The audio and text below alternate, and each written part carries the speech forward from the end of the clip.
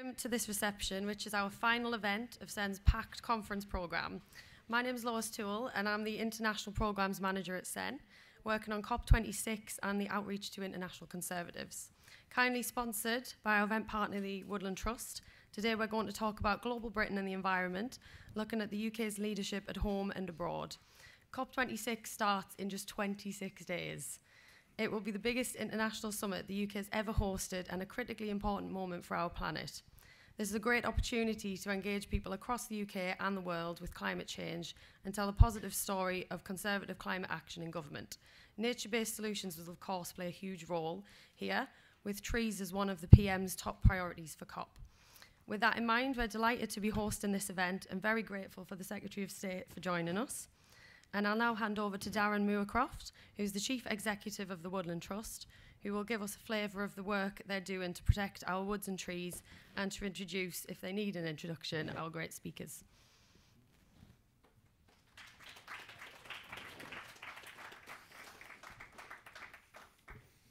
Move that up.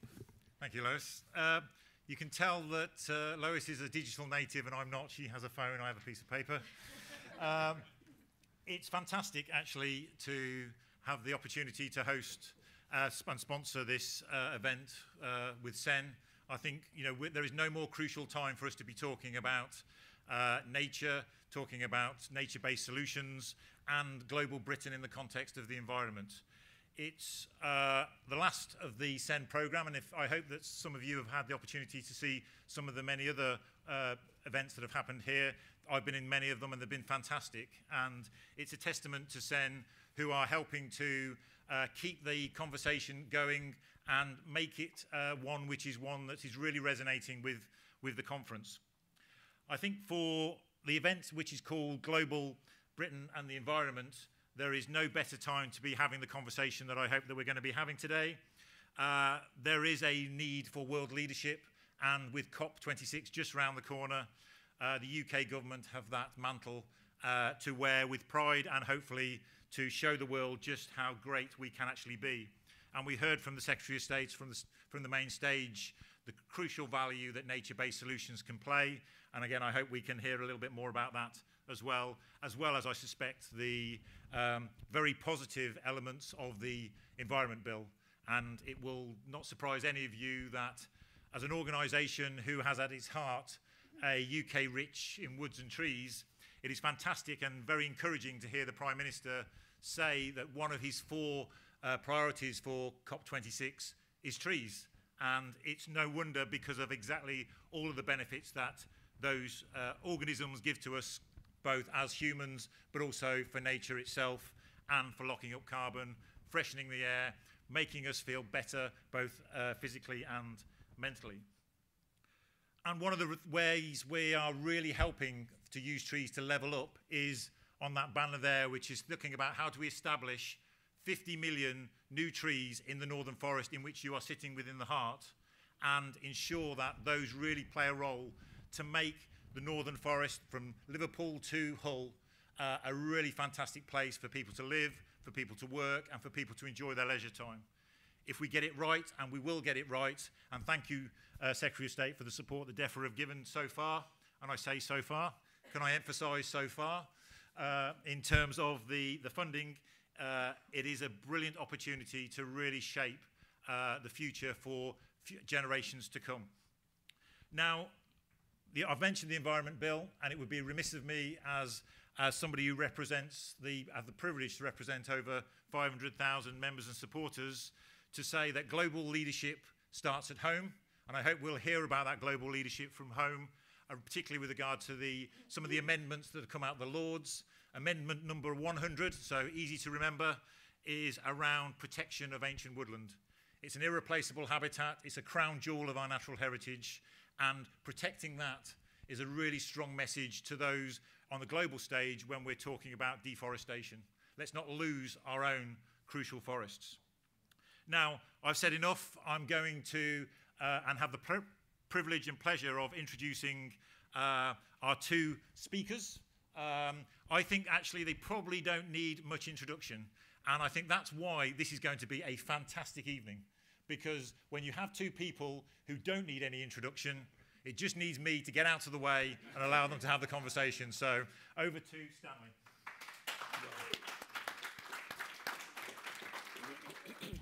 I don't think you're going to get out of the way quite so easily, Darren, because I just want to say a word about, you know, the experience I've had over the years with the Woodland Trust. I once remember coming to do a fundraiser with you in St. James's Palace, and there was Princess Anne, and I made a speech, and my speech was completely eclipsed by Princess Anne.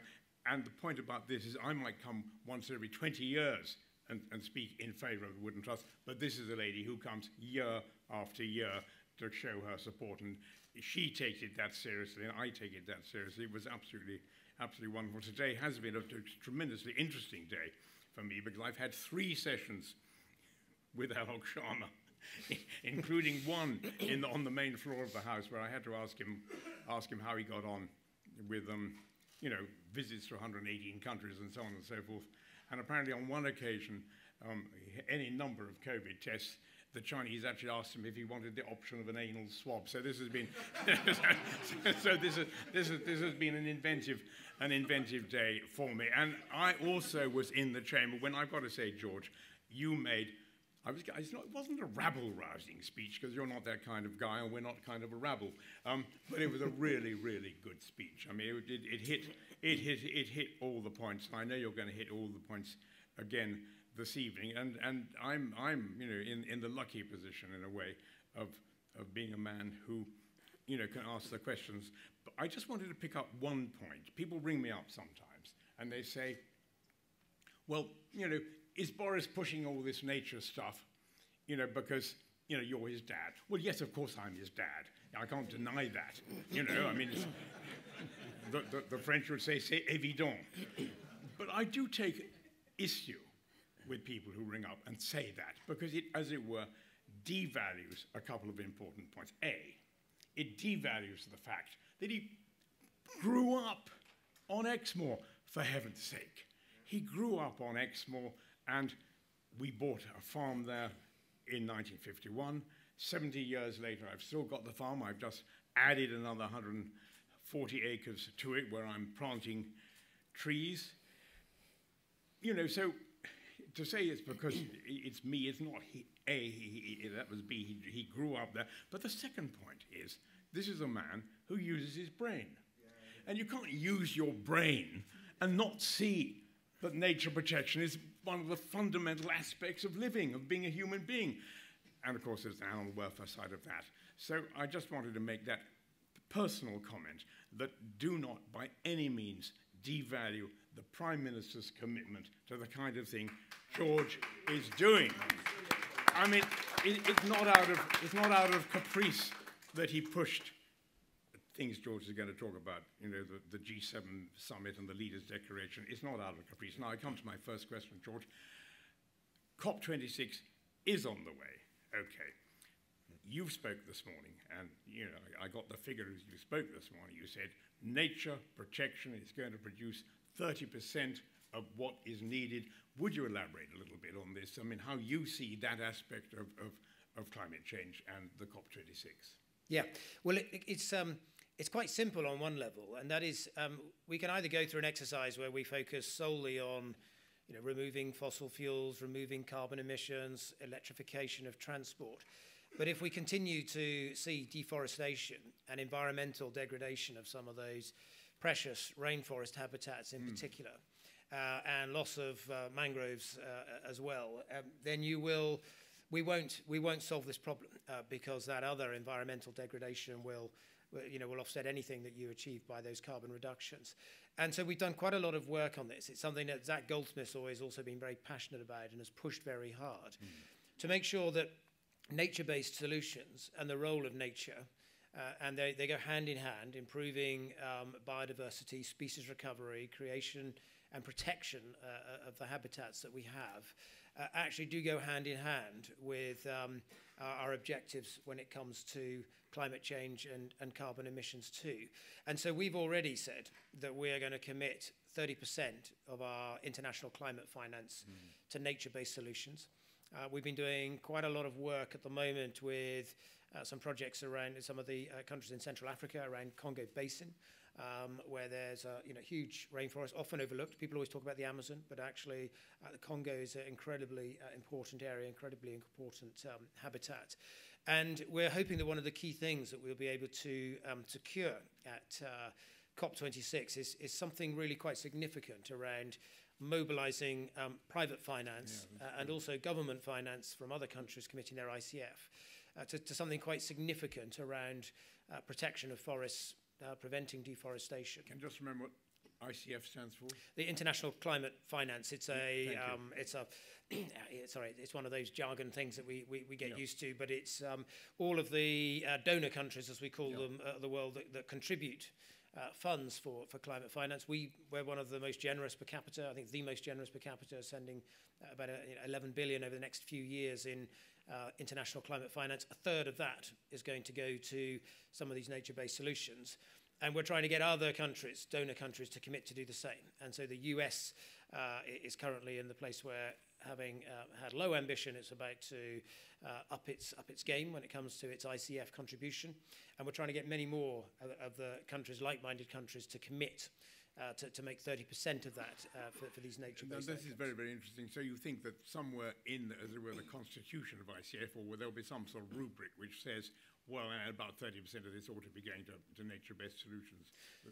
Yeah, so in the G7 communique, we got some language in this area about the importance of halting the decline in biodiversity, and the importance, without putting figures, because different countries are obviously at different stages on this, but the importance of the donor countries bringing finance to bear when it comes to biodiversity in particular. That's really good. And we'll be hoping at COP to sort of convert that into a wider commitment, wider understanding as well. You mentioned the Congo. I'm the president at the moment, have been for some time, of the World Gorilla Organization, and I have had the pleasure and the privilege of traveling in the eastern Congo, particularly in Kahuzi, Biega, and places like that. And of course, ironically, one of the reasons the Congo is still intact, as it were, relatively intact, is of course because the actual political situation in the Congo over the last 30 years has not been conducive to massive exploitation. But what it was interesting to me, George, that you mentioned the Amazon, which I went through first when I was 17 years old, and I spent 6 months in Brazil, including actually working on the construction of Brasilia. I wish I'd realized then what a terrible thing I was doing. Anyway, but what interested me is you didn't actually mention the Southeast Asian rainforest. And if you think about, in the map, in the old days, you had the 3 great lungs of the world, and the Southeast Asian forests were there. Well, the only one pretty much left there now is the Western Irian Jaya. I mean, a certain amount in Papua New Guinea, maybe in Sulawesi. I was just talking to the Indonesian ambassador. And I don't think we must forget about the Southeast Asian rainforest. So that's really an interesting point. And I'm very intrigued to see how COP26 will actually encapsulate these views about the importance of biodiversity in whatever, as it were, legal type documents emerge. And I do think it's worth trying to make sure that does happen. Absolutely. And look, we hosted Zach and I hosted a conference in July, an international conference with all of a collection of countries, but mainly the countries that are home to most of the world's forests, which includes, by the way, Russia. In fact, Russia's got the biggest forest area of all.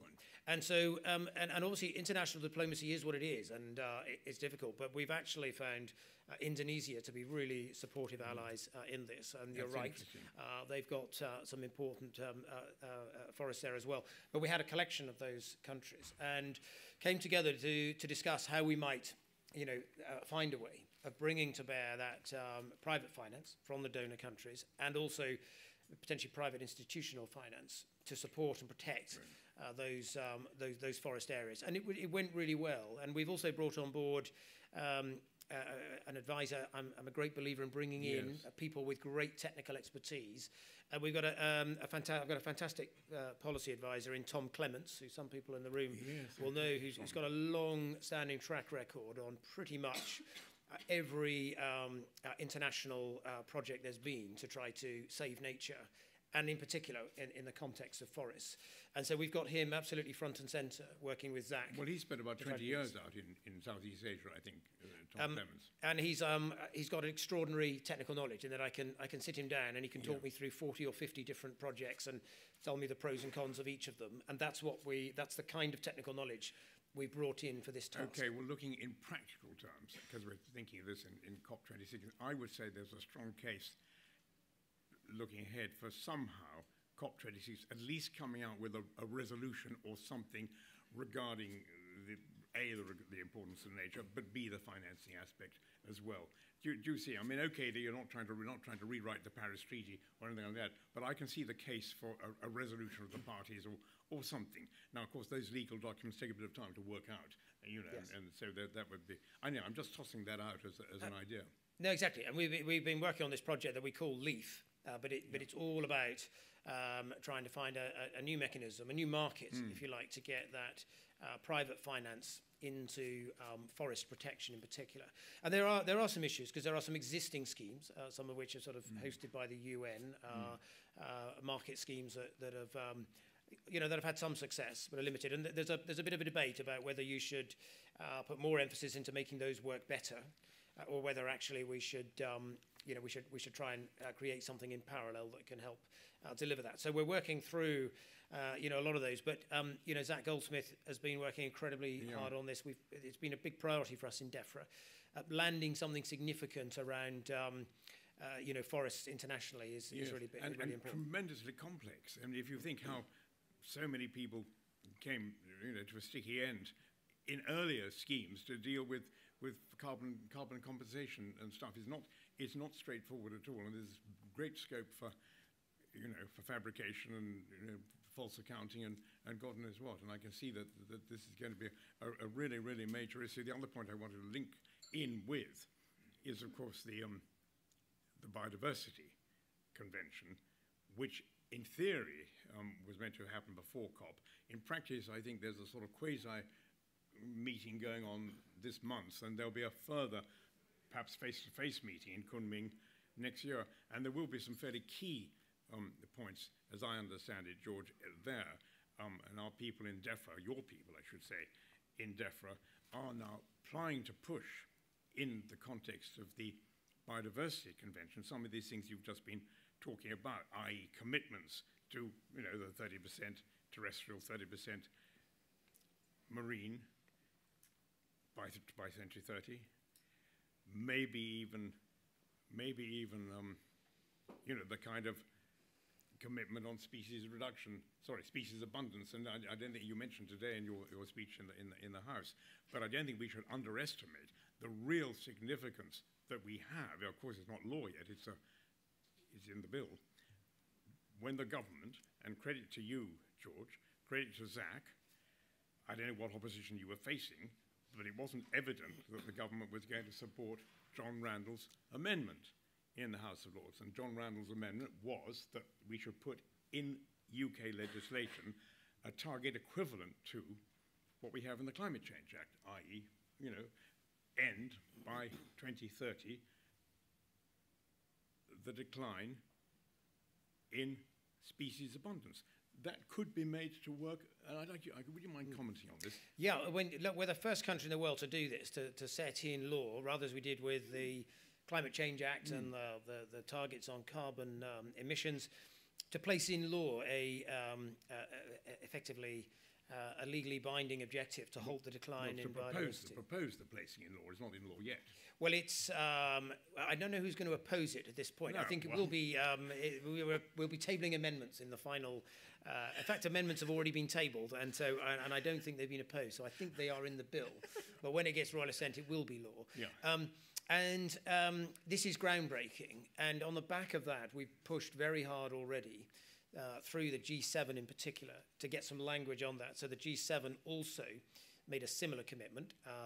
As ever with these types of communiques, there's a little bit more elasticity around it than the kind of hard-edged legal commitment we've made. But it's really it's a really important sign, I think, that the world is up for doing some of this stuff. I've been to several G7s in my time, and I've seen a lot of communiques, and they often are quite long and don't say a great deal. But the one this time was different. It meant something. There was proper substantive stuff in there, and we want to get the same following through it. Couldn't agree with you more. I thought that worth all of you digging it up. You haven't seen the G7 communique on the environment. It is first-rate stuff. It begins with "we are committed to," guarding 30%. Now, on that 30%, I'm not trying to be méchant here, George, but you will know that there's a certain skepticism out there in the NGO community as to what the 30% really means. Do you see, and how you're going to calculate that we are coming close to meet the 30%? Because I have seen figures out there which suggest that we're actually quite a long way from the 30% if you calculate what is actually effectively protected. So I'm just tossing that one out to you. Yeah. Well, so to date, when we've looked at this, we're in the, I think, depending on how you measure it, but in the sort of mid to sort of high 20s. So we're not far off. But that does involve counting, national parks and AONBs. And I know, there's always a challenge here. People welcome the commitment to 30%. And I'm reminded of something that Lord Deben once said to me, that in all his time doing the job that I do now, campaign groups would always say, "That's great, but," there would always be something new. And I know now some people are asking the question, well, is it right to count national parks or AONBs? We think it is, but there is something important that we are doing, and this is something that Tony Juniper and Natural England are looking at, and that's to consider how we can do more for nature within those protected landscapes. So we're looking, for instance, at whether we could designate many more national nature reserves under the post-war act that enables us to establish these, so that you've got that additional focus on nature in our national parks, in our AONB, so that they're not just a public access designation where not much happens. We actually pay much greater attention to nature, and that's one of the things that we are intending to do. Well, at the moment, of course, it is not proposed in the Environment Bill /Act. It is not proposed that the 30% target for the protection of land and marine areas will feature. That's not part of the bill as drafted. So, in a sense, it could well be that in the second stage, where you have specific targets being or even interim targets, whatever they call it, we move in that direction.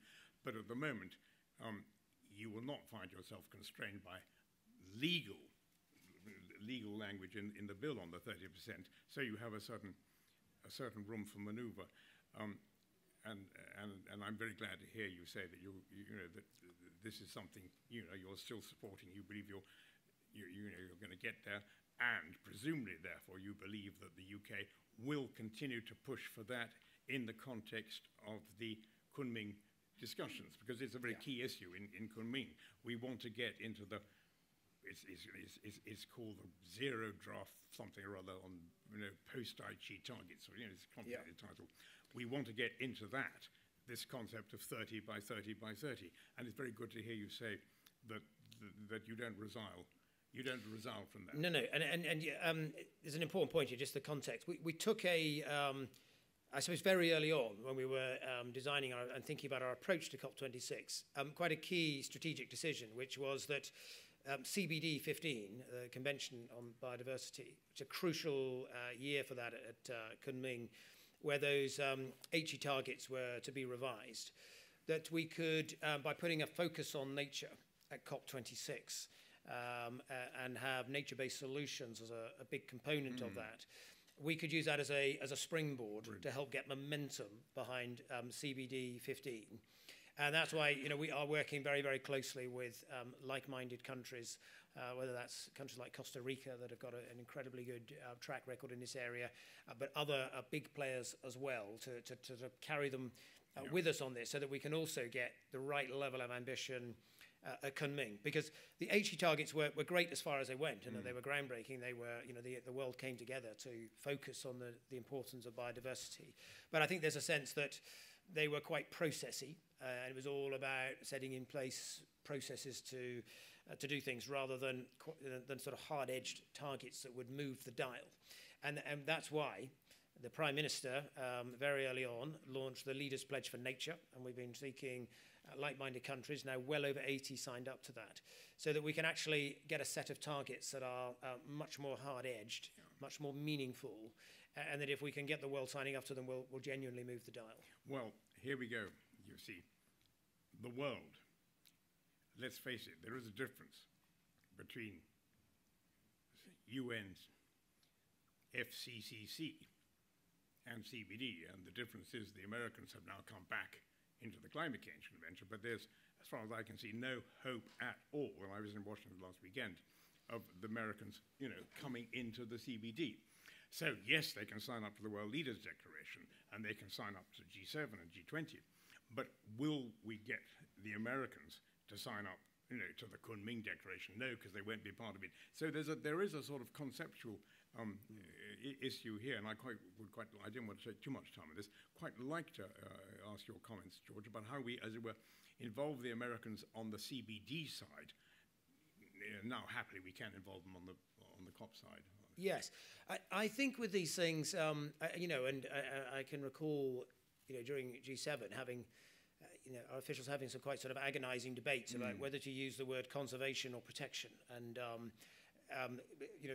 the Americans sometimes, can be quite defensive about talking about protection, but they're fine with conservation. Wherein, in our parlance, there's not a great deal of difference between the two. In their sphere, it does feel more relevant.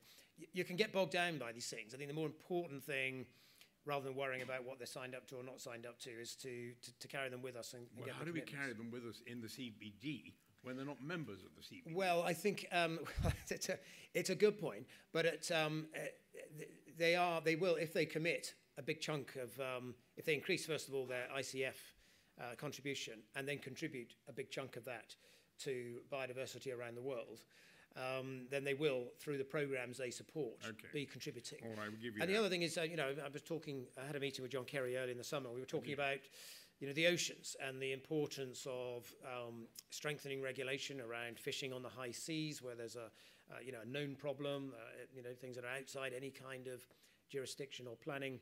But he acknowledged that while this is a big priority for them, they're not currently members of UNCLOS for the same sort of reason, that they don't they have a they want to dig up the high seas. I know. Yes, but they sometimes have a problem signing up to these conventions. Yeah, they do. But I think we should bank their genuine commitment to an agenda, whether or not they sign up. Okay, in terms of the timing of all this, we want to be sure we have plenty of time for questions. So I'm not going to do much more talking, but we've got to do some. We need some specific stuff on the Woodland Trust, because I know, from long being involved with what you do, you're down to 3%, isn't that right, Darren? Of the original. Under 3%. George, I mean, we're talking about ancient woodland here. So are we thinking about some special measures for ancient woodland? Well, look, I've been looking at Amendment 100. I'd forgotten that it was number 100, because we've got lots and lots of different amendments. Yeah.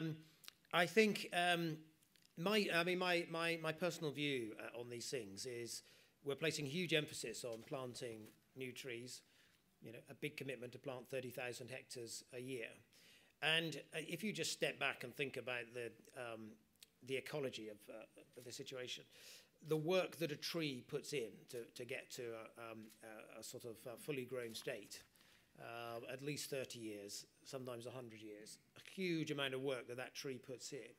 I personally do think that too often we're too casual about the loss of established trees. So I am keen that we look to do more when it comes to veteran trees, ancient woodland as well, but not just that. We're also looking at what's sometimes defined as older woodland. So woodland that dates sort of pre around 1860, but which doesn't quite classify as ancient, and is nevertheless an incredibly rich biodiverse area. It's an area that I'm looking at. The problem we have with this particular bill is it's already on its third run, and it's a bill, if I can compare it to an aeroplane trying to take off, it's one of those bills that people keep running out saying, hang on a minute, there's one more group of passengers that we just got to squeeze on, a bit more cargo, someone's left their baggage. A few cats and dogs. There's a bit more cats and dogs. So we have, it's a bill that's very large already, that we've frequently had to pause and add additional cargo to. And I'm sort of getting to the view that we want to now sort of lock this down and get this over the line. But we are going to have a planning bill that's coming up. And I will be talking to Michael Gove, who in his time in DEFRA had a passion for trees and I think famously berated Sheffield Council at the time for casually cutting down too many trees. And there's a planning bill coming up, and it's an area that we are considering in that context. And we're also going to have a green paper on protected sites, the 30 commitment, and it might be something else that we can pick up through that as well. Okay, George. I'm going to move on to the habitats regulation. I was very heavily involved in the habitats regulation because I wrote it and pushed for it to go through the European institutions, and it did go through, and we now have 25 years on or more. And as a result of that, we have the Natura 2000 sites. There are 400 sites in this country, and there's a very substantial amount of the protected area in this country. I think it's about 12 or 13%. Now, as we left the EU, the habitat regulation was transformed into the UK habitat regulation. The government is now proposing we take another look at the habitat regulation. I personally feel I need to be reassured that we are not in a kind of regression type situation. I know you've set up a committee to look at the ways in which the habitat regulation might be. And you said yourself in your speech this morning that, you know, this is the UK proudly doing it its own way and not doing it the way it used to be done. All of that I accept. You're perfectly entitled to say. Nevertheless, there is a feeling out there, I would say, in the NGO community that these quote-unquote crown jewels, which used to be called the Natura 2000 sites in the UK, and now, as it were, as I understand it, UK's contribution as such to the Council of Europe Emerald Network, because they've been handed over. Therese Coffey wrote that letter to the Secretary General of the Council of Europe. We, I think, in the NGO community, do want to be sure that the outcome of your, as it were, revisiting the habitats regulation and taking powers to change the UK law are as it were, consistent with the commitment under the UK EU withdrawal bill, which is, I remember in Article 724, says we believe in the non-regression principle, so whatever we do, we're not going to weaken what we have. And I think the second point is that whatever happens, we do, as it were, realize that this is, you know, a crucial part, and the people who are looking at this, and you mentioned some of their names, and I talked last night to Richard Benyon about it, you know, realize that sometimes it's a case of holding on to nurse, you know, for fear of finding something worse. I mean, I just think we need to think very, very carefully before we weaken in any way the protections we have, bearing in mind, and this is the point I wanted to put to you, it's not yet evident that the powers we had in Europe, and of course you spoke about them this morning, which were, you know, the Commission's powers of inspection, the European Court's powers of infraction. You talked about litigation, you say that another way. It's not yet clear to me that the alternatives which are being produced in the Office of Environmental Protection are going to give that kind of assurance. And so my last point here is that amendment in the House of Lords at the moment, and I think it hasn't been, as it were, supported by the government, but it's called the Krebs Amendment, which is asking you to be very careful as you look at possible changes to the habitats regulations. Yeah. Would you like we've so in the bill on that section, we've also got a clause in there that says, you know, that this shouldn't be a weakening of protections. I saw that, yeah. But like, I suppose, what are we trying to get at it? Well, the first thing is we are signed up to many wildlife conventions internationally in our own right, including the Berne Convention. And when I have discussions with our officials about this, we talk about the Emerald Network, because we are still, you know, committed and signed up. But our commitment is based on the Natura 2000 network of sites. That's right, and that was the and so the Habitats Directive and the habitat regulations that we then put in place here we're basically enforcing the EU's way of trying to implement that on a pan-European way.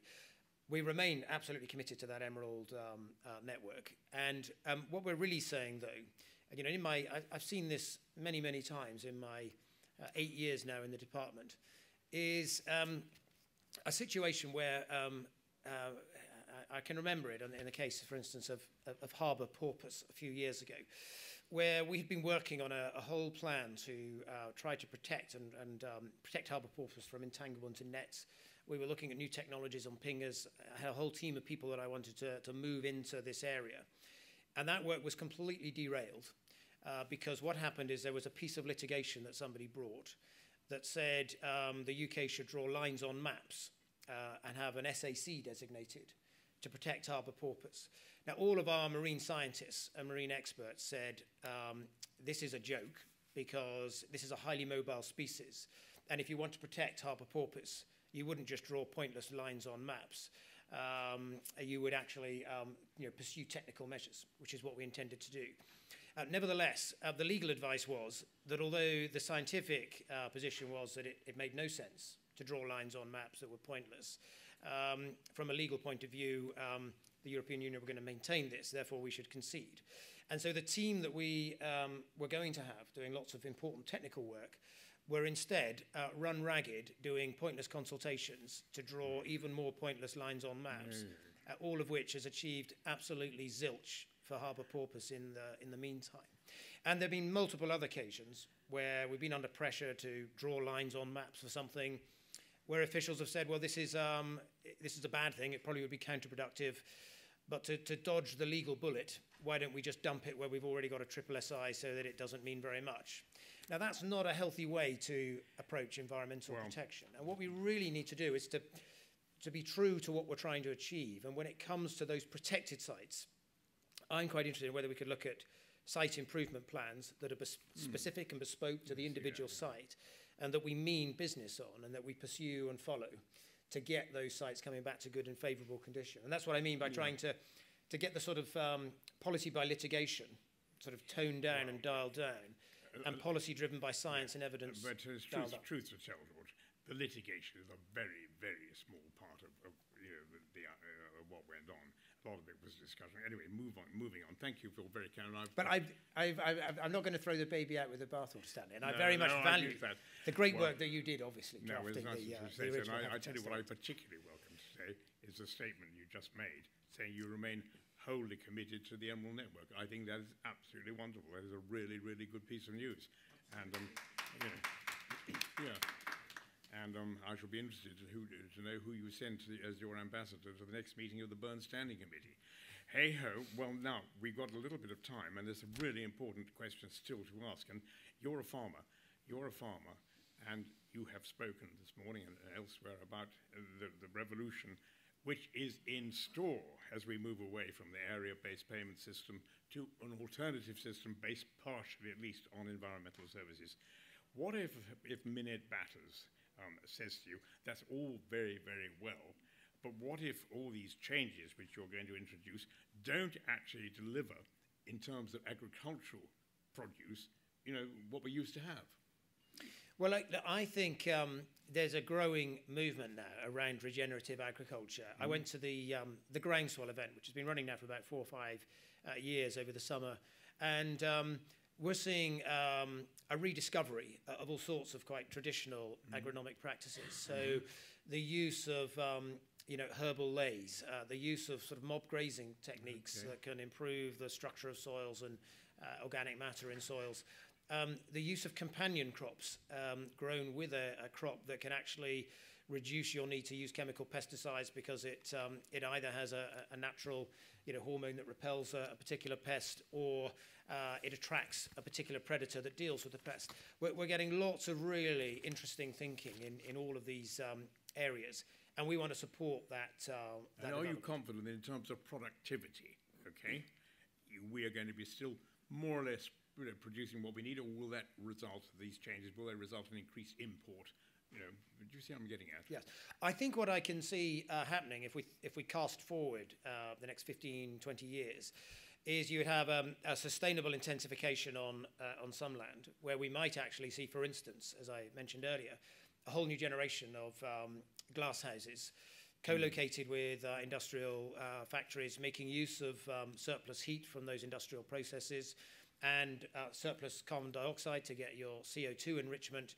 What some people call vertical farming is actually really a new generation of modern glass houses, in my view, is what the more plausible outcome would be. That means that we could then be producing far more of our food in some of the fresh produce areas, salads, cucumbers, tomatoes, lettuces, and so on.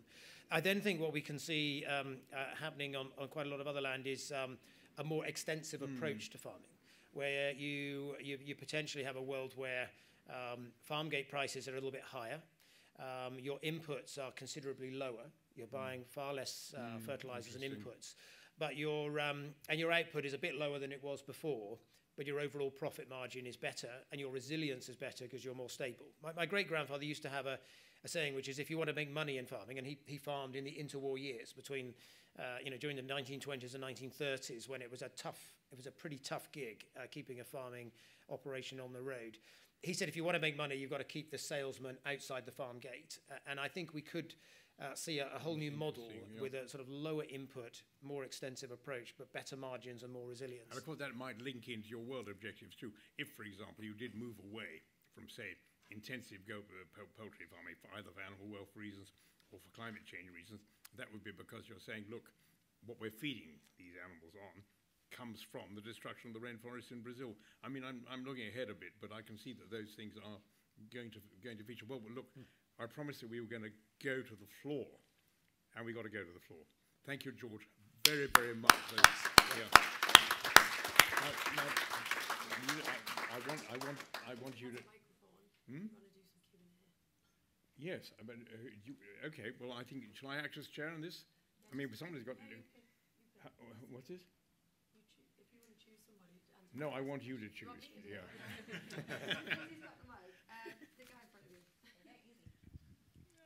Hi there. Question for the Secretary of State, Mark Bridgman from CLA. You talked about private finance for tree protection internationally, and I want to bring it back to tree protection. Sorry, private finance in the UK. I spent the weekend with a chief executive of an SME who's going to go to net zero in her business. And in order to do so, there's certain bits of, she can't get to net zero without doing some offsetting. And the only way to do that was to invest in projects which she's doing, and it's facilitated. It's in the Philippines and in China and all sorts of other places around the world in order to get to net zero. And what we really need in this country is to have this. She would much prefer to invest in this country into woodland creation. What do you see the role of government is in helping facilitate those private markets, those carbon markets, which are in their infancy and really need a well-understood framework that the corporates can have confidence in? Yeah, a really good point. And we've got a group at the moment looking at how we can mobilize private finance, including institutional finance into woodland creation in particular, but potentially some other land use change around peatland restoration. And I mean, it won't surprise you to learn this is also something the Treasury are really keen on, because there comes a point when endless public grants to do these things runs its course, and if you want to go to the next level, then you've got to try to mobilize that private finance. There was a good session yesterday morning, actually, that was run by one of the Bloomberg events, and what everybody I think recognizes is to make that work, you need a few things. First of all, you've got to have a clear framework of targets so that you know what your policy objective is. And you can't have that being chopped and changed too much. So people won't invest if they feel that there might be a change in government and that somebody's going to monkey around with the system that's been established. The second thing is you've got to have really clear standards so that they understand what they're buying and that there's integrity in that market, and they can trust that where they're putting their market is delivering what it says on the tin. And then I suppose a third bit really is it's having the mechanism that translates your policy objective and your sort of regulatory framework, if you like, and the standards. You need a mechanism to convert that into delivery on the ground. And so in the context of our pursuit of net zero and carbon reductions, well, we had targets, but then you first of all had the renewable obligation, and then after that you had CFDs, which have been quite successful in converting that into market action. And we need to identify those similar mechanisms that make sure there's a bankable market that people have faith and trust in, and that's got the longevity for that money to come forward. So it's easier said than done, is the first thing to say. But it can be done, and we do want to do it, and we've got a piece of work looking at this. Has anyone else got a question? Great, we'll go for two. Do you want to do the first one, and then you can do the second one? Good. Hello, I'll stand up so you can see me. Hi. Olivia Rudgard, I'm the environment correspondent at The Telegraph. I was very intrigued by what you said about potentially bringing forward some measures to protect established trees or veteran trees in the planning bill, because I know that's been something that's been a concern of conservation groups, that actually the planning bill would be detrimental to those habitats. So can you kind of allay any of those concerns? Do you think that this will be something that will be comforting for people who were concerned that the planning bill would be ecologically damaging? Well, look, Michael Gove, I have a huge amount of time for, worked alongside him when he was Secretary of State in this department. He's got a formidable intellect, and I know he's going to be obviously really getting his head under the towel in terms of the planning bill and some of these sorts of measures. I think it's fair to say that the general approach will be that, yes, if we can bring in the right sorts of protections on trees along the way I described, older trees, veteran trees, but also potentially for ancient woodland as well, then we should do that, provided it doesn't become a kind of immovable rule so that nothing can ever be built anywhere. That would be a legitimate concern on the other side. There's always a balance on these things. And sometimes, sadly, you do have to do infrastructure projects that have consequences, as we see, for example, with HS2. And sometimes you have to accept those and find ways of managing them and mitigating them, which is what we've been trying to do. So this is, I'm sure, this is going to be something that Michael Gove will want to be looking at as part of his wider review of where we go with planning policy in this regard. George, can I toss something in here? You spoke today, and in the papers it's there, and that's the idea of compensation for loss of biodiversity by doing something else elsewhere. Now, I would say, just speaking from my context with the NGO community, there is a certain skepticism there too, because we worry. We worry at the loss of any key biodiversity, and we're not totally convinced by this concept of compensation. Now, I go back to, if I may for a second, if you take the old Habitats Directive, and it was transferred, I think, up to a point, if you remember, there was the idea of a country which really wanted to, deal with a high priority site and develop a high priority, it had to make a case. I think it was under Article 6, it was called overwhelming national importance. Do you see what I mean? It was a big issue, and of course you can say, well, and look at the snapperjack toad and how it held up the so-and-so. But what I'm trying to get at is, are you convinced that in the system which we are now envisaging, some crucial piece of ancient woodland, something you can't reproduce, and as we were saying, we're less than 3%, will nevertheless have the kind of presumption that it's got to be there and won't be lightly discarded. I'm just interested in this one. Yes, no, absolutely. I'm confident we can do that because what you're referring to is what was sometimes called the IROP provisions in the under the EU regs, which meant that the threshold for sort of some of the irreplaceable habitats was very high. But it wasn't a threshold that could always go ahead in the end if you had to. You could for strategic reasons, and we will have similar principles. So it's all about having the hierarchy of protections there. So where you have irreplaceable habitats, there's a presumption, strong presumption for protection, and that's why you'll always need to have, however we change Part 6 of the Habitat Regs, which is the assessment process, which is about 60 clauses of highly prescriptive things. However we change that, it's inevitably the case that you'll have to have some kind of scoping exercise, and you'll have to be clear about what you're protecting and why. And you'll have strict protections for certain habitats and strict protections for certain species as well.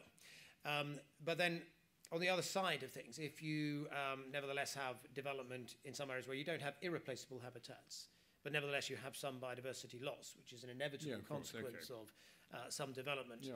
Well, isn't it better that you get that financial windfall and compensation and develop local nature reserves? And that's really what we're talking about. Well, that's a very satisfactory answer from my point of view. We need to take the next question. Thanks very much. Apologies for adding additional baggage to the already heavily laden Environment Bill, but I'd like to talk very briefly about microplastics. Who's speaking and what the name is? Sorry, Chris from Policy at Manchester. Okay. So research at the University of Manchester has shown that there's huge amounts of microplastics in the River Tame and obviously elsewhere around the country, and this feeds the seas when the rivers have flooding events.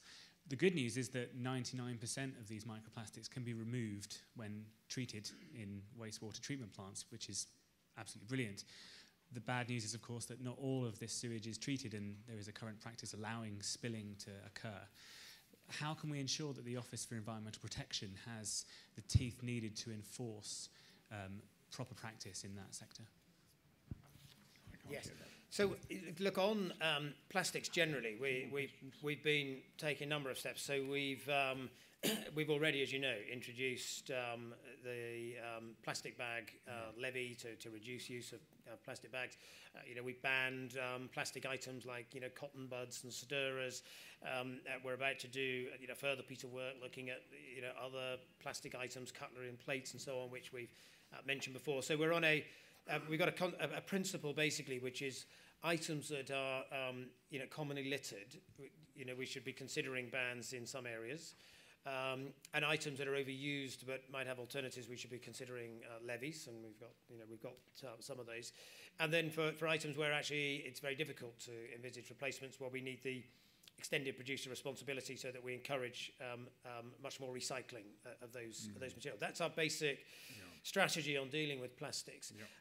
But there is this case, if we can improve the removal of things. So we've already banned microbeads, for instance. The good news is we don't need another clause in the Environment Bill, because all of the bans that we've introduced to date have been done under existing legislation that we have. We've got the ability to do a lot of this through secondary legislation under some of our existing environmental laws. And that gives us the flexibility to do it. Folks, we've got time for one more question. And I see a gentleman in the middle, right in my eye line, who's had his hand up all the time. And I think, to be fair, I'm going to give it to him. Thank you very much. My name is Adrian Morgan from Weaver. What's your name? Adrian Morgan from Weaver Vale, which is the next... I'm from Cheshire. I'm the founder of a charity called Northwich Community Support, and we take surplus food from supermarkets. In the last 6 months, we've managed to create 95,000 meals for people and the equivalent of 100,000 CO2 kilograms not from going to waste. Now, the question I've got is this, is that I've got a problem with the local environmental department, which are insisting that when you've got a product that is on its use-by date, we can't freeze it. But yes, yet as a consumer, I may do so. Your own guidelines, Minister, regarding the RAP guidelines will allow me to do so. There is a big disconnect between what the legislation says and what me as a charity can do. Now, I'm faced with an enforcement notice. This has to be a question. But my question is this. On eggs, you have a display date and a use-by date. Why can't we insist that that is produced on all product that has got a use-by date? At least charities like mine can take the product from the supermarket, stop it going to landfill, and legally use that product. Thank you. Well, Adrian, in politics, we all know that repetition's a really important part of getting your message across. And you did corner me earlier today, and I haven't forgotten. I haven't forgotten that. And I did undertake to look at the issue you raised. Look, generally, we've been moving policy quite a way on this over the last decade or so, changing, for instance, the advice around freeze on day of purchase, so that you should freeze before the use-by date. There is a difference between use-by dates and best-before dates, but we've been trying to loosen the guidance around best before dates as well, because often sometimes they're counterproductive and unnecessary.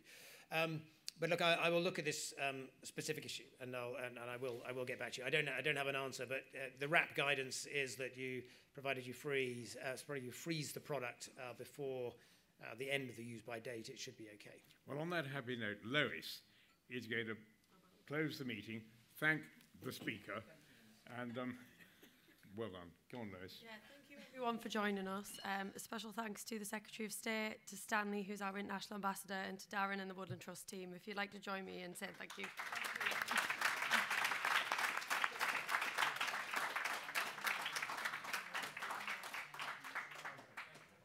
I want to